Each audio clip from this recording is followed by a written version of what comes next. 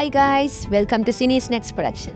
Anand Tiwari directionல Kriti Dimri, Vicky Kaushal, ஆமி விர்க்லாம் நடிச்சு இப்போ தியேட்டர்ஸ்ல இங்கிலீஷ் சப்டைட்டில்ஸோட ரன் ஆயிட்டு இருக்க ஹிந்தி அடல்ட் காமெடி என்டர்டைனர் தான் பேட் நியூஸ்.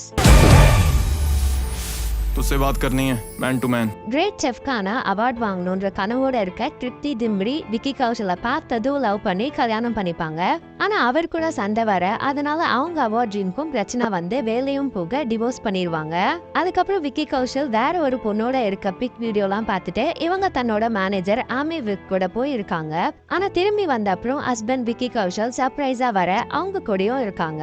அதுக்கப்புறம் பிரெக்னெண்டா இருக்காங்க. இப்போ இந்த குழந்தையோட அப்பா யாரு, திருப்தியோட செஃப் அவார்ட் கனவே என்னாச்சு, ஃபைனலா என்னாச்சுங்கிறது தான் இந்த bad news. True paternal super fecundation. एक ही cycle. இந்த படத்தோட run time 2 hours and 21 minutes. படம் ஆரம்பிச்சது நயன்தாராவோட அன்னபூர்ணி மாதிரி ஒரு செஃப் ஸ்டோரி ஸ்டார்ட் ஆகுற மாதிரி தான் ஸ்டார்ட் ஆச்சு. तो शुरू करें.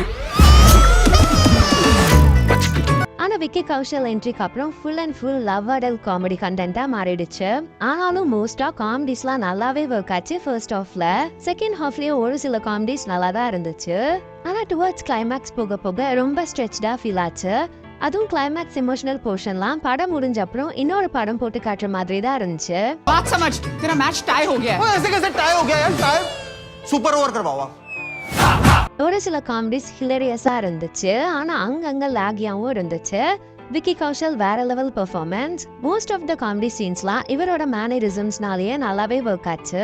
அதுவும் இவரோட நோ மொபைல் ஃபோபியா அட்ராசிட்டிஸ்லாம் வேற லெவலு. போனை தொலைச்சிட்டு புது போன் வாங்குறதுக்கு இவர் பண்ற பாடி லாங்குவேஜ்லாம் அல்டிமேட் RFL மொமெண்ட். देख के ही पता लग गया था कि तू ही है पति पत्नी वाला वो. अबे वो एक्सपर्ट. ஆமிவிற்கும் இவருக்கு டஃப் கொடுத்து செமையாவே பெர்ஃபார்ம் பண்ணிருக்காரு.